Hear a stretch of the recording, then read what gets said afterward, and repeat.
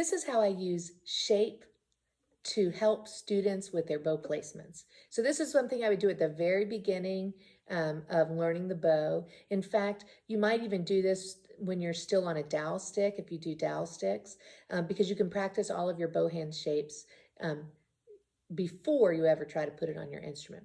So let's assume we're on our instrument though. So I'm going to put my hand in duck mouth, fly and land, and I'm showing you that I still am doing that with the students. Wiggle it in, make sure you're touching your neck. And then we stay in duck mouth during the warm-up.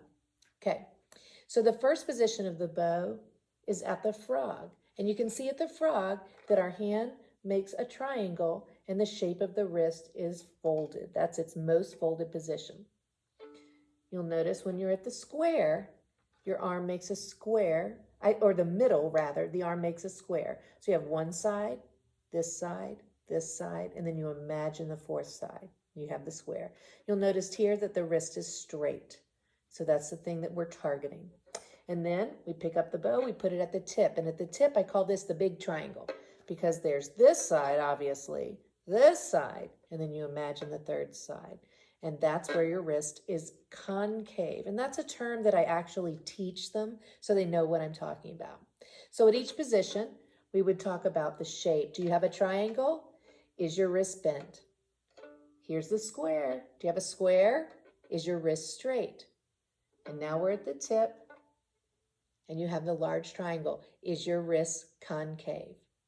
Now, another added element is what I call function, or the way the bow hand actually works in each of those places. Have you ever thought about the fact that all your fingers don't do the same thing at every part of the bow?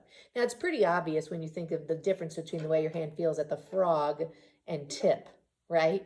But along the way, it actually rotates through the hand. And so we teach that or talk about that in our preparatory bowing exercises. So when we're at the frog, we're making sure that our wrist is at a 90 degree and then we're making a triangle. Now, when you're here, the weight of the hand and the frog is holding the bow on the string. You actually don't need your first finger very much here. You just need your pinky and your lower fingers. So I get the kids to wiggle on the string and feel that, even tapping their first finger so they can feel that their lower fingers are doing the work. Then we pick it up, we move to the square. In the square, you're going to feel that the pinky's not doing much at all. But you're also going to feel that the second and third finger and the first finger are working. So that's the middle of the hand.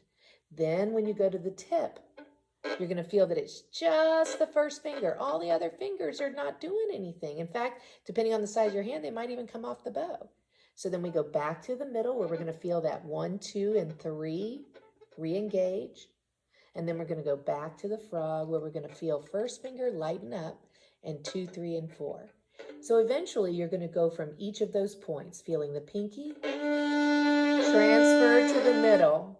Doesn't sound pretty the first time, that's okay. And then middle, back to pinky. And then pinky to the middle 2 fingers, and then middle 2 fingers to the tip. So we're getting that contact all the way through the bow stroke.